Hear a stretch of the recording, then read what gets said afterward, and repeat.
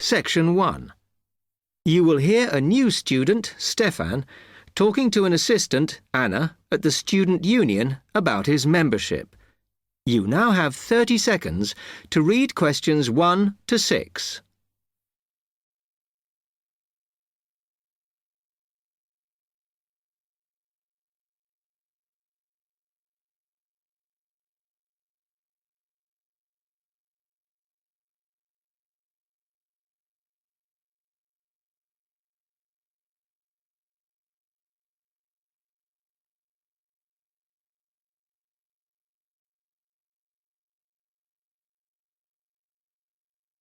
Hi, can I help you?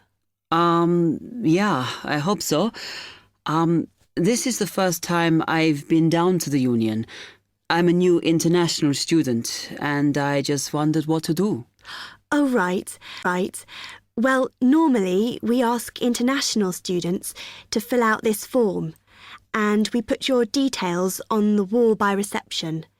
Then other students can contact you. It's a way for everybody to get to know each other. It can be a bit lonely otherwise. Oh, I see. What's your name? I'm Anna, by the way. It's Stefan Unger.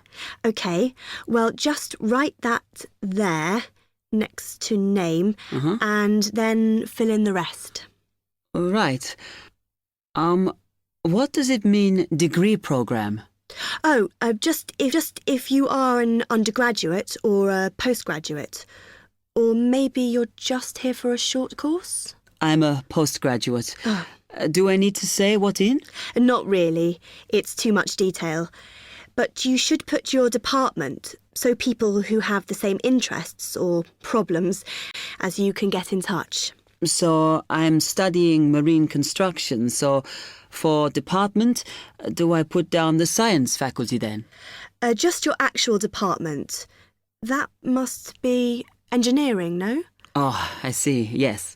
Then if you list what you like doing in your free time, not that we ever get any when we're studying, and maybe you can meet up with someone socially, or to join a club or something. Well, I like lots of things. Shall I just list them? My advice is to just put 1 or 2, like football and films or whatever. Otherwise, you'll get so many invitations, you won't get any time to work. Okay. I think I'll just list computer games, as that's my big interest. Oh. I haven't played football for ages. I may start to play once I get settled. Now, let's see. Next thing is languages. Yes, we find many of the international students get a bit tired of speaking English all the time. Sometimes they like to speak to someone in their own language. It's up to you. That is a good idea. I presume I don't need to put English down. Oh no, I put Italian and French. I can only speak German, my mother tongue. OK, well that's fine. Just put that.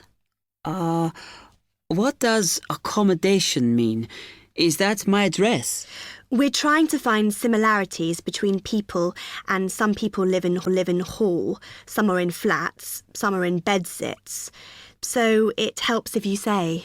I'm in hall, though I'd like to be in a flat, but that won't happen till the end of the first term. Put where you are now. You can always change it later. Then finally, just put your phone number. I haven't really got one.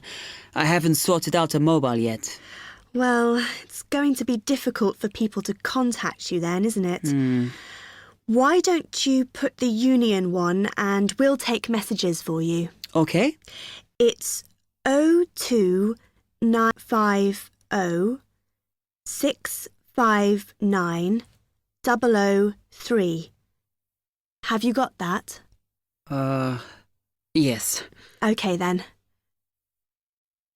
You now have 30 seconds to read questions 7 to 10.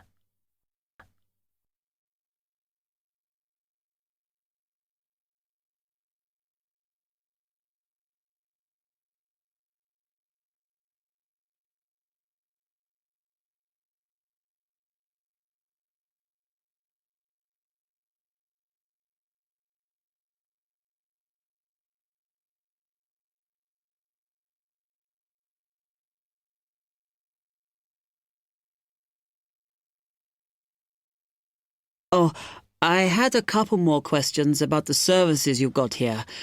It says there's a photocopier here. Yes, you need from the shop, and then it's available to all students in the mornings. The union uses it after 1 p.m. Okay. I see also the union organizes loads of events. Are they always held here in the union building? It looks big enough. If you're interested in something, you should check the poster or our website. In fact, we normally use the Round Theatre opposite the conference centre for most events because the sound system is better. Right. I'll do that. Also, I wanted to hire a van. Can I do that through you? No. You need to present a case, really. They're not just available for hire to anyone. The president said we have to limit who is allowed to hire them. The person you need to see is the transport secretary. She's on the 2nd floor. Okay, thanks. The other thing is, are all the discounts we get with our union card listed on the back of the card? I thought there might be more. No, that's it, I'm afraid. Mainly books, clothes and music. Though we are currently negotiating to get one on newspapers, so that should be valid from next term. Okay, thanks a lot for your help.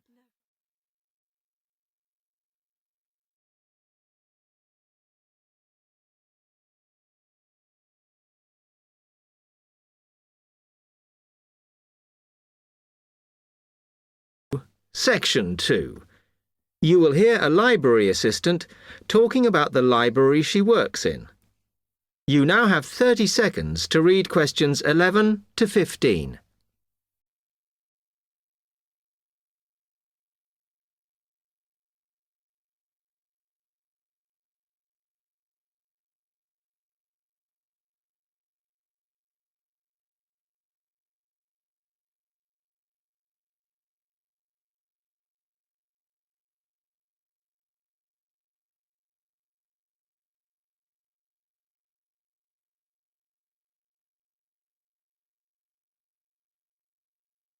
Hi, can I help you? Yes. I wanted to join the library. Okay. First of all, let me show you round the library and explain a few things for you. Okay, now we're here at entrance. You can see the reception, which is where you bring back and take out books. And also, we can order books and answer your questions there. Next to the reception, where you can see those old desks, is where we keep the magazines, because down and read there. They're divided into sections for sciences, geography, arts, etc. Then, at the back of the library, you can see the section for old books. Next to that is where the books proper start. That used to be the science section, but now on those shelves you'll find the art section. We had a big reorganisation in the summer, which I think has made it clearer. The numbering is standard, so you should be able to find what you want quite easily. However, if you can't find something, it probably means it's been borrowed. Okay, then in the corner next to the reference section is where we thought it was quietest and away from the phones and printers and things, so we've put the study desks there. They all have computer access if you need it for your laptop. We do ask that you don't just read magazines there, though. Okay, then there's the reference section, where you can look up the files. Then, as we come back to the main entrance, is the next section, where we used to have the languages. It got very busy and noisy, so when we moved everything round, we decided to put the law books here. Also, because it's a smaller section, it fits quite well here. Okay then, we're back at the main end. Over there, by reception, there's a door that goes to the extension. And we have further sections, such as languages and study desks through there. So you could have a look round when we've finished. Then, just between reception and the door here is where we decided to put the computers. But the computer magazines are in the magazine section, as we found too many went missing here. Okay, is that everything? You now have 30 seconds to read questions 16, 20.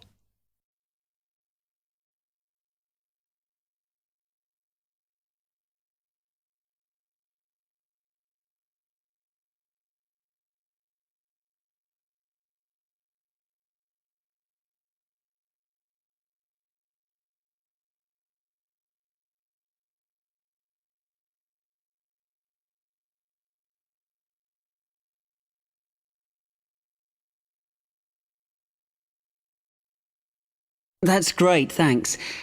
Can you just tell me a bit about borrowing and the rules and whatever? Of course. Over the last 2 months, we've been introducing a new system for this, and you can now take books out for 6 weeks. That's generally enough for most people. We usually get books back within 30 days. Of course, you may decide to renew the period. You used to have to come in to get the book stamped because we don't like doing it over the phone, as there's no record of it. But now you can do all that via email. Oh.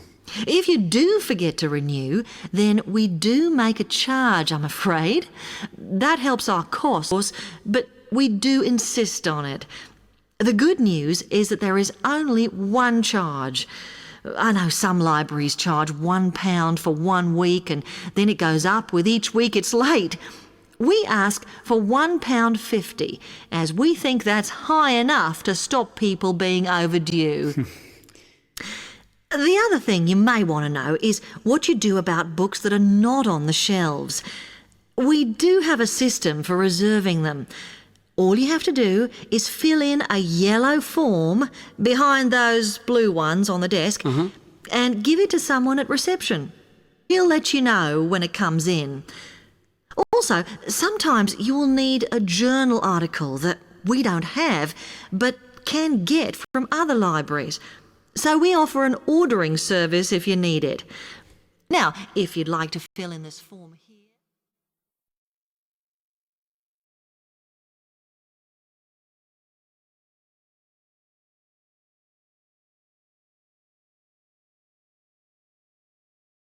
Section 3. You will hear 2 students, Ramil and Kirsten, discussing presenting a paper at an architecture conference. You now have 30 seconds to read questions 21 to 28.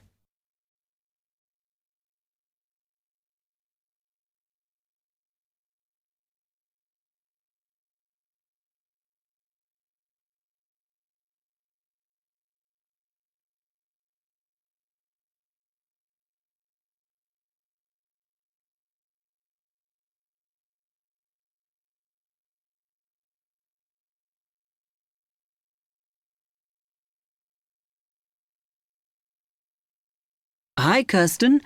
Have you heard about that architecture conference in Oxford at the end of the year? Yeah, I saw the leaflet on the notice board. As it's my final year, I ought to try giving a paper, but I've got no idea how to go about it. Oh, I think you should go for it. I did one last year. It's quite straightforward. First of all, you need to see what the conference themes are. You know, what topics they're covering. You can do that by looking it up on the website. You need to submit a paper that falls into one of the categories they give you. Oh, that may give me some ideas. Then, while you're doing that, you should also have a look at the information on how to submit your paper. The rules, if you like, such as the length. It's important you... I see. And then I suppose the next stage is to start writing it up. I'd like to use it as an opportunity to propose some future work, but I understand it must be based on current work. Still, there's plenty to choose from. It makes sense to do something that I'm more familiar with. Yes, and the other thing is, when you've written it up, Then go back and look at your data carefully and make certain that you've presented it in a format that is standard for your subject. Remember, people have to absorb information very quickly while they're listening.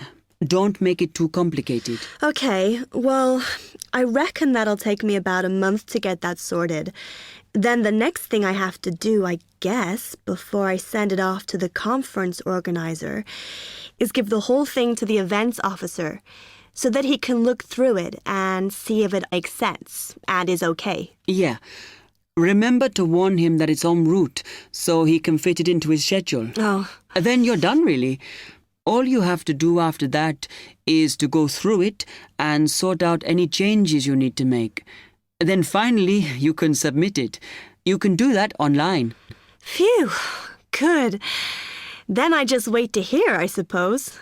How long does that take? It depends, but usually about 6 weeks. Oh, When you hear if your paper has been accepted, then at that stage, it's worth giving them a list of any technical need when you actually give the talk. A screen or video players or that sort of thing. okay. But that's a long way off. And I know that if my paper is accepted, then at that stage, I have to give them a short text about myself and my academic background so that they can put it in the brochure. Famous at last. Yeah. You now have 15 seconds to read questions 29 to 30.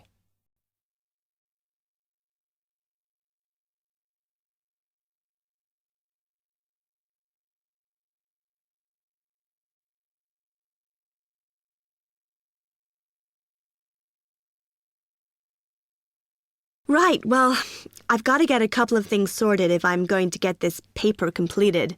Have you got enough data? Possibly.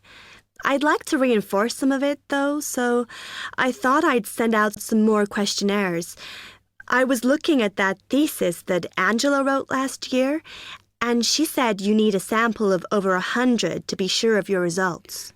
I think some of this year's postgraduates are doing some of the same stuff as you on buildings. Why don't you talk to them? I'll end up getting confused. It would be more useful for me to actually go out to that site by the rail bridge to see how they're building the new factory. Oh. I managed to get hold of Professor Barnett at London University, and he said I should go out and take pictures. I'm pretty busy, but I'll have to make time. Anyway, what about you? What are your plans?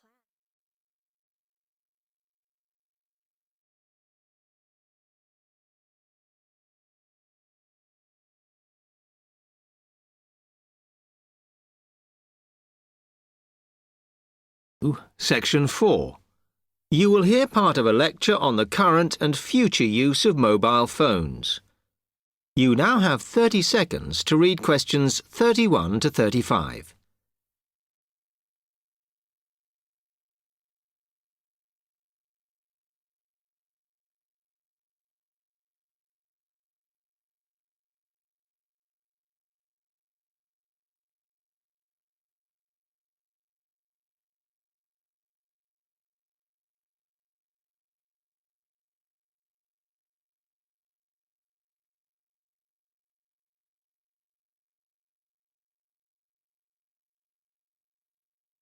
Okay, now today we're looking at changes in communication, and specifically changes that have just happened or are likely to happen in the next few years. Key to this is the mobile phone, which is increasingly as an all-purpose system rather than just a phone. If you only use your phone for texting and making calls now, you will be amazed at how you'll be using it in the future. The technology has been developed for a range of other uses. Phones could be used so that if you are meeting someone and they get lost, you could send them a map of your location to help them. This will save all those complicated explanations over the phone and our poor friends or colleagues trying to drive and find out where they are at the same time. And if you get bored waiting, or if you're traveling, for example, you will soon be able to see TV news on your phone as it is actually being broadcast.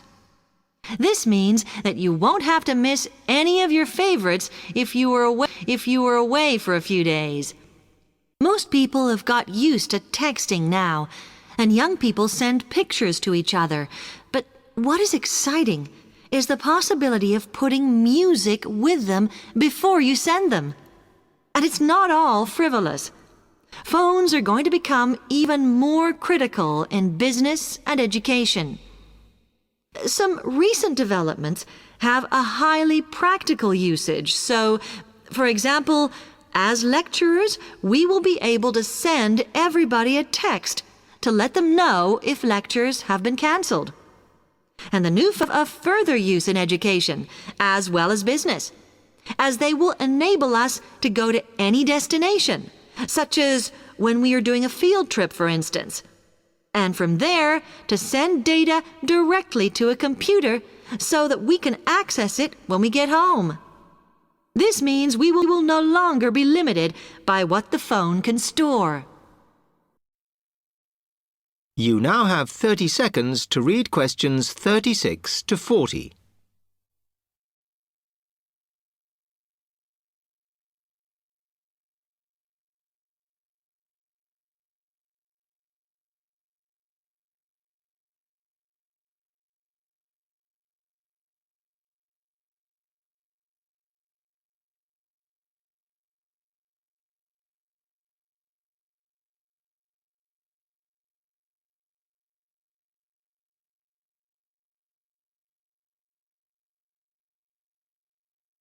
And it's interesting to look at the different ways that men and women use phones now, as that does affect how the technology will develop. Some research has been done on how people use phones, and some of the results are surprising. Increasing usages of mobile phones is to get all sorts of data, such as phone numbers, the weather, train times, etc. And while there's been an attempt to set up connections with things that women might be interested in accessing, it is overwhelmingly men who do this. But what about the traditional use of a phone? To speak to people? I suppose we would predict that it is mainly women who use phones as a method of contact for friends and family, but, in fact, the genders exploit this facility equally. I've spoken about the increased business usages that phones will offer, and I suppose we would associate this usage with men. The survey picked up, though, that women are often working from home or catching up with work in the evenings, so they use phones in this way as much as men do. Most of us are aware we can store photos on our phones. It's an ideal method of capturing a moment wherever you are.